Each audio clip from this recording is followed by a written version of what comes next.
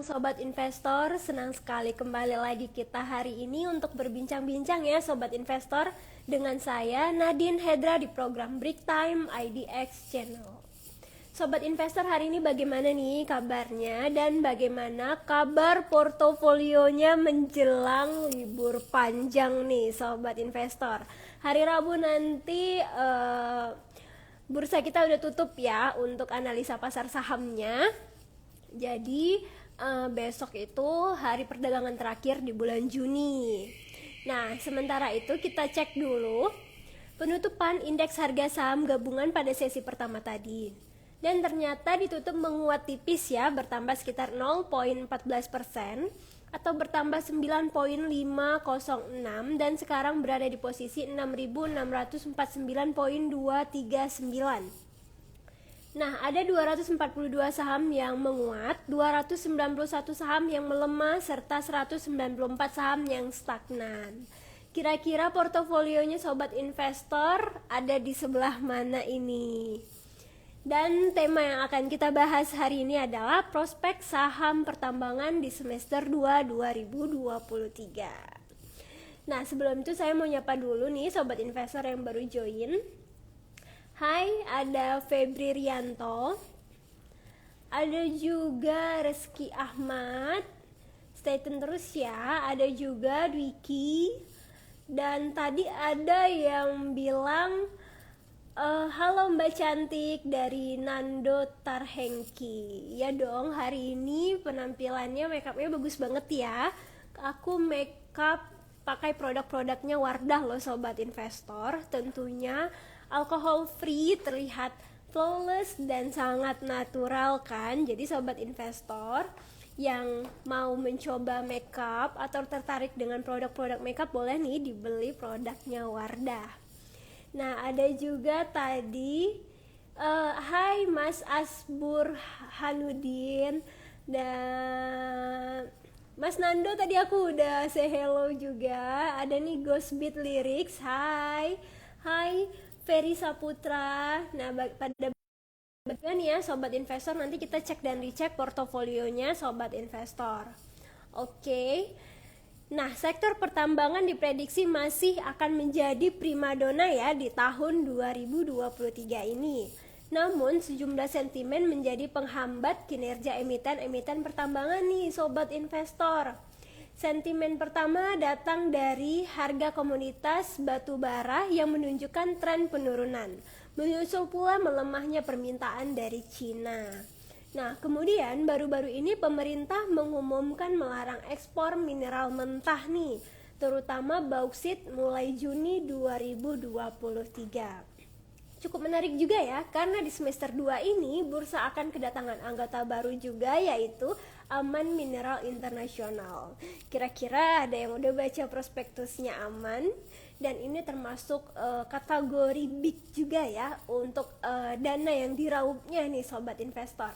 Dan akan listing pada 5 Juli 2023. Terakhir offeringnya itu nanti di tanggal 3 Juli. Sobat Investor, kira-kira udah ada yang mau nyerok? Nah, menarik banget untuk kita perbincangkan memasuki semester kedua 2023 ini, bagaimana sih kinerja saham-saham pertambangan dan kinerja saham-saham emiten lainnya. Langsung aja ya kita undang Mas Glenn Rianto, Head of Retail Investment Trimegah Sekuritas. Untuk Sobat Investor yang ingin bertanya, boleh langsung ketik di kolom.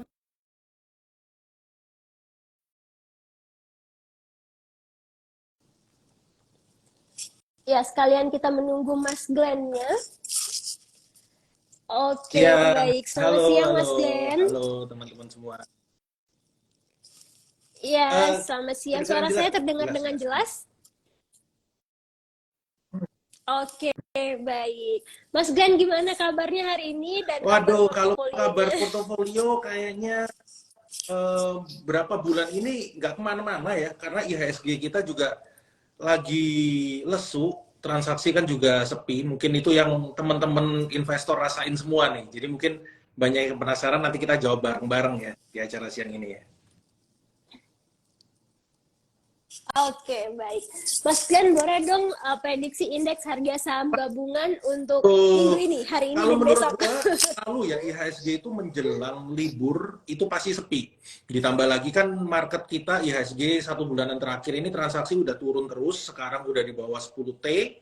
Sekarang tadi per sesi 1 itu cuma sekitar 3,5 T. Jadi mungkin Senin, Selasa menurut saya pasti akan sepi. Jadi mending siap-siap liburan aja untuk hari Senin dan Selasa.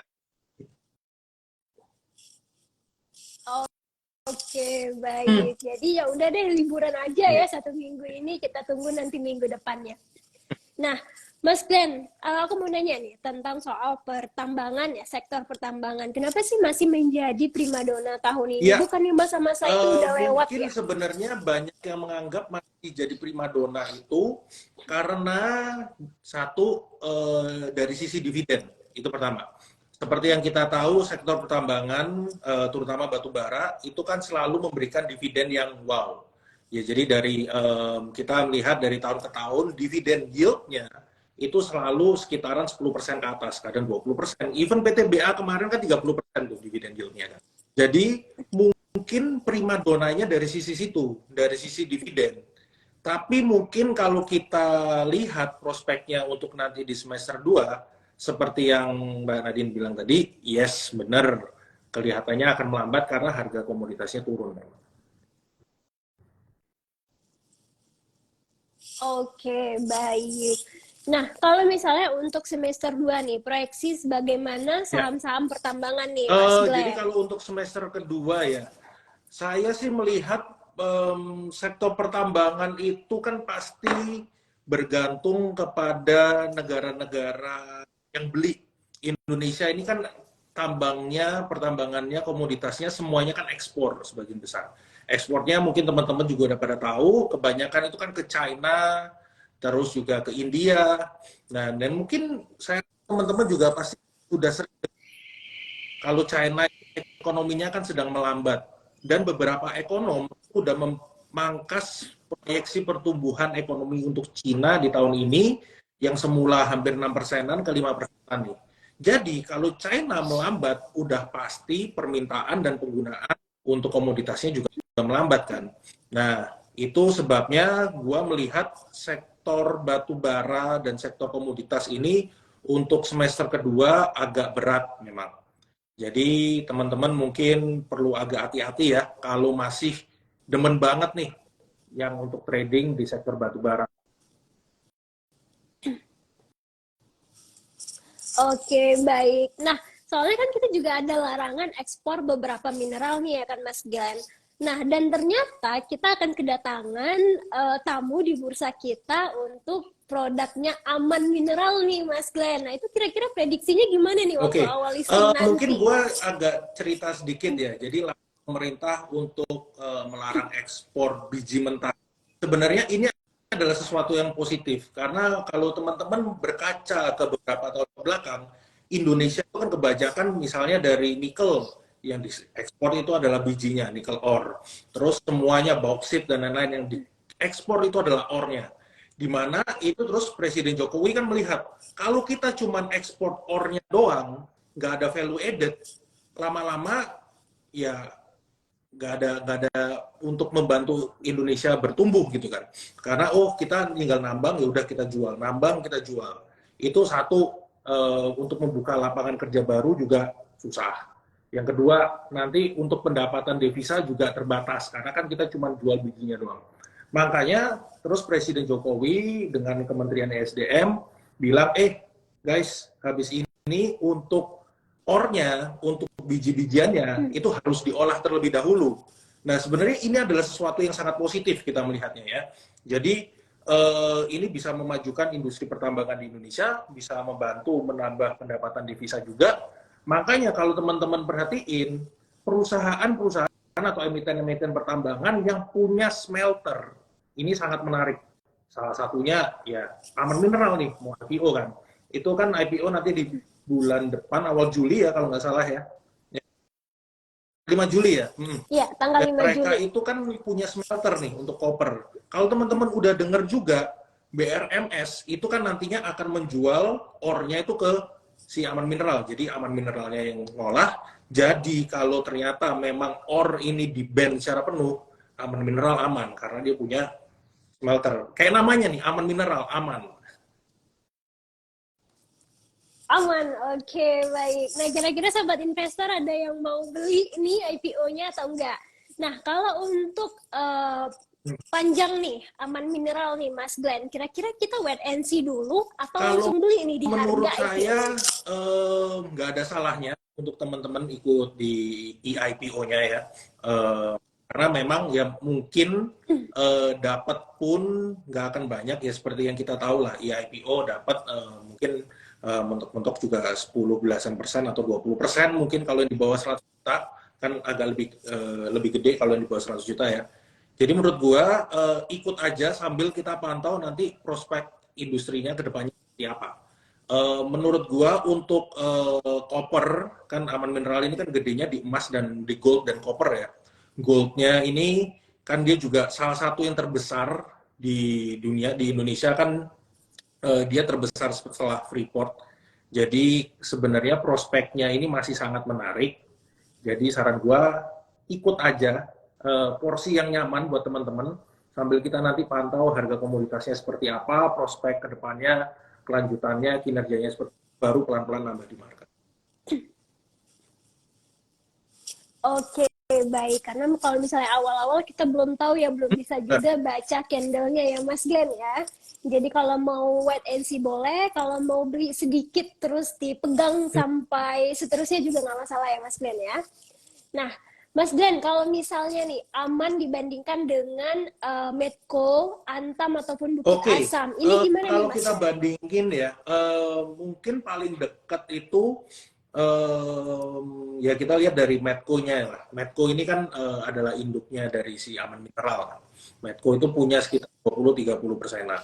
Jadi secara nggak langsung kalau Aman Mineralnya laporan keuangannya bagus, Aman Mineral punya duit lebih, ya Medco secara nggak langsung akan diuntungkan karena yang punya adalah Medco. Itu satu. Terus mungkin yang lain itu kita lihat dari seperti MDKA. Tadi kan sempat mention untuk MDKA ya. Ya, jadi kalau saya lihat MDKA ini juga akan menarik karena sebenarnya di luar emasnya, di luar gold untuk dari aman, itu kan copper dan juga kalau MDKA dan melalui MBMA-nya nikel, copper dan nikel ini sebenarnya kan melengkapi untuk electric vehicle, untuk baterai-bateraian. Jadi kita lihat juga sebenarnya prospek dari electric vehicle ini, kan kita ngomongin jangka menengah, jangka panjangnya ya. Kalau mungkin jangka pendek kan ya kayak yang Mbak Nadine bilang tadi, ditunggu candle-nya untuk tradingnya. Tapi kalau jangka menengah, jangka panjang, menurut gua sektor ini masih sangat menarik dan aman ini ya selama sentimen dari electric vehicle ini masih jalan. Jadi kayak mau aman, mau itu MDKA, MBMA itu masih sama-sama menarik. Oke, baik. Tetap menarik ya, apalagi kalau misalnya sektor-sektornya memang Betul. performance-nya bagus ya, Mas Glenn ya. Nah, kalau misalnya untuk batu bara nih, tren harganya di sisa 2023 ini gimana nih, Mas Glenn? Seperti yang kita ketahui kan di semester 1 ini cukup Ya, kalau untuk tertekan. harga batu bara sendiri, kan banyak banget nanya ke gua juga, ini batu bara bisa sebagus tahun lalu nggak ya? Jawabannya simpel, kalau kita bandingkan dengan tahun lalu, itu nggak mungkin sebagus tahun lalu. Kenapa? Satu, tahun lalu itu kan ada krisis energi, karena Rusia baru nyerang Ukraina kan. Makanya harga komoditas energi kan melompat gila-gilaan. Itu juga yang membuat batu bara tahun lalu tuh sampai $400. Sekarang tinggal 130. Tapi yang perlu teman-teman ingat, harga batu bara sebelum-sebelum itu. Sebelum-sebelum itu kan sebenarnya di bawah 100. Dan cash cost ini anggapannya mereka itu akan break even di harga batu bara berapa. Itu cuma 40-an. Jadi sebenarnya dengan harga bara 130, 120, mereka masih sangat profitable. Tapi kalau dibandingkan tahun lalu, ya jangan ngarep. Karena tahun lalu itu one of a kind lah. Kejadian sekali, habis itu ya susah buat kejadian seperti itu lagi. Pasti laporan keuangannya akan menurun, tapi balik lagi yang saya bilang, orang beli batu bara ini kan kebanyakan untuk dividen. Satu, ITMG, PTBA. Jadi, sebenarnya kalau dari sisi dividen, dividen yield dapat 10-20% itu masih sangat mungkin, meskipun harga batu baranya turun. Oke, baik. Nah, dengan prospek-prospek tersebut, apakah memang masih menarik nih untuk kita koleksi saham batubara jangka Jawabannya kalau panjang nih, untuk Mas jangka Glenn? panjang, investor-investor jangka panjang itu kan melihat satu dari fundamental, satu dari dividen. Menurut gua masih menarik. Kalau untuk jangka pendek, untuk trading itu mungkin yang kurang menarik. Oke, baik. Kalau untuk jangka pendek kurang menarik, kalau panjang cukup menarik karena mungkin ada beberapa batu bara yang memang beradaptasi dengan Nah, energi itu terbarukan kita ya, akan Mas Glenn ya? menyambung itu, energi terbarukan. Ini menyambung yang kita bahas tadi soal electric vehicle juga. Karena trennya ke depannya, orang ini kan akan mulai beralih nih dari yang awalnya fossil fuel, yaitu minyak dan juga batu bara, ke energi terbarukan. Mau itu electric vehicle, mau itu dari aluminium yang diolah jadi green aluminium, dan lain-lain sebagainya. Memang kan trennya seperti itu, semua mengarah ke sana. Jadi, emiten-emiten yang punya rencana untuk beralih atau transisi dari energi kotor ke energi bersih itu menarik untuk dipantau. Kenapa? Karena satu, pasti akan ada insentif dari government yang membantu. Kayak kemarin PPN untuk electric vehicle itu kan dikasih diskon, itu satu. Terus kedua, nanti pasti semakin berkembangnya industri energi terbarukan, pasti akan banyak konsumsinya yang digunakan untuk lain-lain sebagainya. Jadi kalau kita lihat seperti Adaro itu kan udah punya planning, Indika itu kan juga udah berencana nanti by 2025 itu mereka akan semakin mengurangin porsi pendapatan dari batu baranya. Dan yang perlu teman-teman ingat, karena tahun lalu itu harga batu bara setinggi langit, mereka kan dapat duit banyak nih. Teman-teman bisa cek di laporan keuangannya masing-masing emiten batu bara ini. Semuanya itu cash rich atau cashnya banyak. Jadi kalau mau ekspansi ke non batu bara, duitnya ada gitu sebenarnya. Jadi nggak bingung, aduh gue mau ekspansi tapi nggak punya duit. Apakah gue harus terbitin utang? Enggak, mereka duitnya ada. Jadi tinggal ekspansi aja sebenarnya.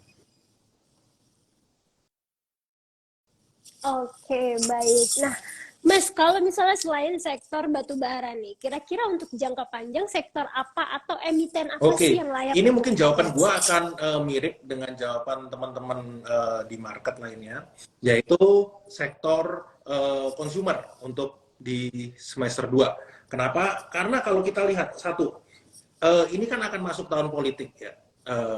Tahun nanti di semester 2 ini kampanye akan mulai dijalankan untuk kampanye Pilpres dan juga Pilkada persiapannya. Tentunya ini kan akan menambah perputaran uang terutama di daerah-daerah, baik itu duit kampanye, duit iklan dan lain sebagainya kan. Tentunya kalau perputaran uang itu meningkat, konsumsi masyarakat meningkat, terutama yang di daerah-daerah. Nah, kalau yang di daerah-daerah meningkat, pasti mereka yang dibeli satu kebutuhan pokok. Jadi sektor-sektor konsumer seperti makanan-makanan ICBP misalnya, seperti Mayora misalnya. Terus kalau kita ngomongin event yang kebutuhan untuk sabun-sabunan seperti Unilever atau toko-tokonya seperti Alfamart. Nah, itu jadi gue melihat semester 2 ini masih fokusnya di sektor consumer dan retailer. Oke, baik. Tetap konsumer ya, itu kayaknya jadi sektor favorit itu, Mas Glenn. Nah, Mas Glenn, aku mau nanya nih. Jadi Unilever kan mau membagikan dividennya ya. Cukup besar juga, dan aku kemarin kaget waktu ngelihatnya. Apakah ini tanda-tanda Unilever itu bakalan rebound atau Kalau bagaimana nih, kita Mas Glenn? ngomongin Unilever akan rebound apa enggak, menurut gua nanti masuk semester kedua, begitu konsumsi masyarakat ini membaik. Nah, ini sebenarnya sedikit nyambung juga sama kita bahas tadi sektor komoditas. Jadi di tahun lalu itu kan terjadi komoditi boom karena harga batu bara melonjak, orang-orang mengkonsumsi energi di seluruh dunia lebih, dan laporan keuangannya emiten batu bara ini bagus. Orang-orang itu kan mau batu bara, minyak, itu kan banyak pekerja-pekerjanya. Jadi kan orang ini dapat duit lebih lah gampangannya untuk mereka ini belanja, ya kan. Nah, ini juga yang akan ngedorong sektor konsumer, yang ngedorong orang-orang ini untuk bisa lebih belanja. Ditambah lagi nanti semester kedua ini Bank Indonesia itu kan diperkirakan akan mulai potong suku bunga nih, ya kan. Jadi orang-orang yang mungkin pas semester 1, aduh, gue masih seret, ya udah gue tabung aja di bank gitu kan. Terus nanti seiring dengan seperti yang saya bilang tadi, perputaran uang meningkat, diperkirakan konsumsi masyarakat juga meningkat, dan suku bunga turun, orang akan mikir, daripada gua, ya sorry to say ini sebenarnya, daripada gua nyimpen di bank, mending gua belanja. Sebenarnya belanja itu bagus untuk perputaran ekonomi, bagus untuk, jadi mungkin kalau sering belanja make up, itu juga positif sebenarnya secara nggak langsung untuk kita nih. Jadi Tapi nggak positif untuk di kantong ya, ya, ya. Mas Glenn. Nah, kalau gitu mesti beli di Unilever nih biar dapat dividennya. Oh Jadi gitu. Oke. sebenarnya masih menarik menurut gua. Unilever bisa rebound, bisa nanti bebarengan dengan sektor consumer dan retailers yang lain. Oke, baik. Kita doain aja jadi yang nyangkut di atas-atas mudah-mudahan belum cut loss ya sobat investor ya. Jadi masih bisa diraih nih cuannya. Nah, Mas Glenn, kalau misalnya kita ngebahas tentang sektor-sektor perbankan nih, apa aja sih sektor perbankan yang saat ini masih Kalau menjadi sektor favorit? banking yang menjadi favorit, sebenarnya ini akan nyambung ya nanti ke sektor consumer. Dan semester kedua kan kita lihat tadi selalu bicarakan perputaran uang di daerah itu meningkat, orang ini bisa spending lebih.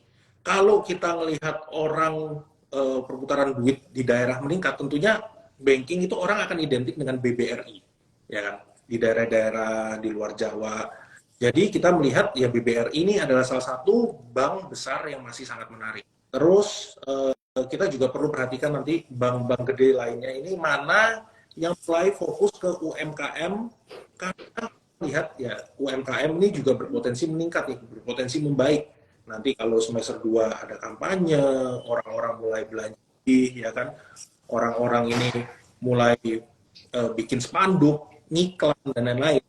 Tentunya ya yang diuntungkan kan UMKM juga. Jadi BNI dan kita nanti perhatikanlah bank-bank mana yang fokus di UMKM selain BBRI.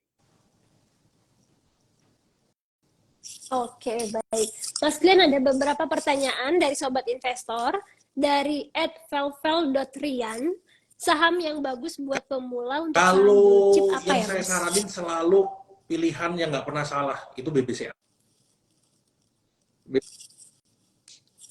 Ini Iya, jangka iya, panjang apa trading benar. nih? Kayaknya jangka panjang deh. Oke, baik. Nah, kalau misalnya untuk BBCA boleh dilihat nggak untuk chartnya, Mas? Apakah memang waktu yang tepat untuk kita masuk atau wait and see BBCA, dulu? kalau gue lihat ini gue sambil buka chartnya ya. Sebenarnya kan dia masih bergerak uptrend terus tuh. Pas COVID 2020 dia juga sempat turun dalam, tapi nggak lama dia langsung berhasil rebound. Karena memang untuk bank sekelas BBCA ini ya, satu mereka ini pasti planningnya dari perencanaannya. Kita kalau earnings kita melambat, kita mesti ngapain? Biar earnings kita terus bertumbuh, kita mesti ngapain? Ditambah manajemennya dan lain-lainnya, semuanya sangat prudent.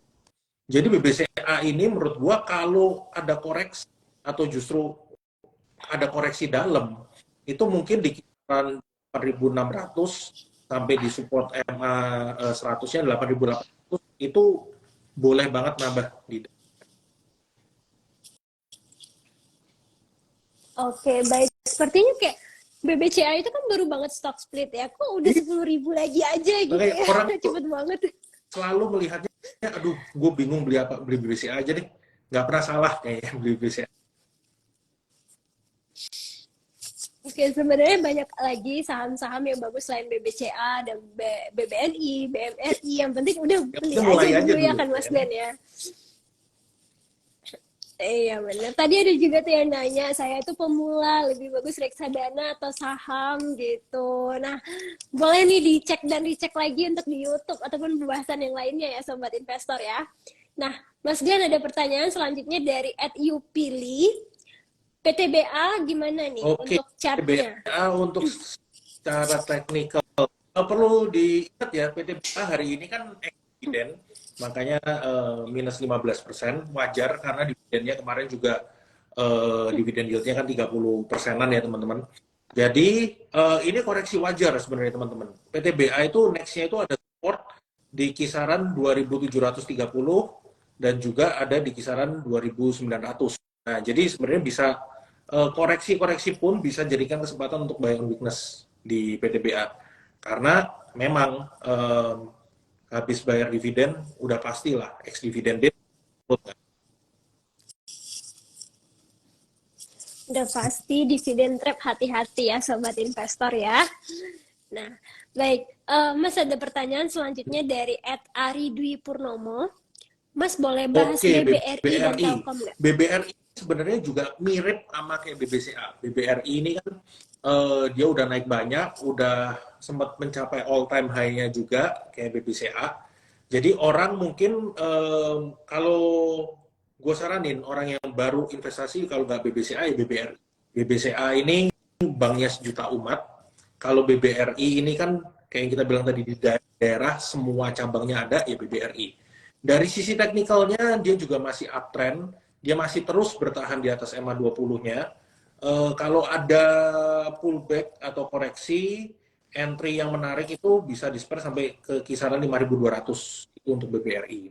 Nah, kalau untuk Telkom, Telkom ini, nah hari ini kan lumayan tuh 2 hari ini dia agak rebound ya. Jadi sekarang ini lagi di dekat-dekat support tuh sebenarnya di 3.900 sampai 3.940 itu untuk Telkom. Oke, baik. Untuk Telkom dekat harga support ya Mas Glenn ya. Nah, ada pertanyaan selanjutnya dari @robi_wjj. Untuk Aduh, Arto kelanjutannya gimana? Arto ini sebenarnya kan dia udah naik banyak ya karena waktu itu ya ada beberapa sentimen lah dari Pak Pet Waluyo menjadi Goto itu salah satunya, terus sektor teknologi juga sempat rebound. Sentimen dari Arto paling dekat, paling bisa kita lihat ya dari sektor teknologinya sendiri. Kalau nanti semester kedua ini suku bunga itu dipotong, tentunya pasti yang akan berdampak positif juga itu sektor teknologi, teman-teman. Jadi Arto ini dari technical masih uptrend, dia lagi coba sekarang kan lagi agak sideways sedikit, jadi dekat-dekat harga 2860 sampai 2900 itu support terdekat. Resistennya dia ada di 3280 dan juga ini di 3740 resisten itu. Oke, baik. Dari tadi banyak banget yang nanyakin tentang Bukit Asam. Tadi itu udah kita bahas nih, Sobat Investor. Boleh dicek lagi nanti live Instagram kita yang diupload di Reels ya. Nah, Mas Glenn, ada pertanyaan dari @astrid_oktiana. Kalau Antam bagaimana nih, Kak? Dan bisa nggak Antam, untuk nah jangka Antam ini panjang? salah satu yang nggak kemana-mana nih teman-teman. Sekarang dia masih bergerak sideways. Sebenarnya saham sideways ini untuk trading tuh enak karena kan dia sideways ini ada ranging-nya kan, ada range-nya. Jadi sekarang ini kan dia lagi dekat-dekat support. Supportnya itu di kisaran 1900, resistennya itu ada di kisaran 2150. Jadi pas dekat-dekat sini, teman-teman coba akumulasi aja, coba cicil pelan-pelan. Pergerakannya dia selalu di range-nya itu. Jadi sebenarnya untuk trading lumayan enak. Jadi 1900, 2100 ya itu aja area untuk tradingnya. Oke, baik. Mas Glenn, sebenarnya masih banyak banget pertanyaan dari sobat investor, tapi nggak mungkin kita bacain satu persatu kan ya. Nah, boleh dong rekomendasi saham Mas Glenn untuk beberapa hari ke Gue depan. ada beberapa saham, mungkin dua aja lah ya. Kalau satu ini karena baru IPO, jadi mungkin teknikalnya belum kelihatan, yaitu VKTR. Ini anak usaha di BNBR. Ini masih sangat menarik karena dia juga fokusnya nanti kan di bus listrik dan juga nanti akan masuk lah ke untuk ekosistem electric vehicle juga. Jadi itu perlu dipantau. Harga-harga sekarang menurut gua masih menarik, itu satu. Terus kalau dari sisi technical yang menurut gua bisa dipantau juga itu adalah MDKA. MDKA ini dia kan hari ini lagi koreksi, yes koreksi wajar karena 3 hari udah bergerak menguat kan.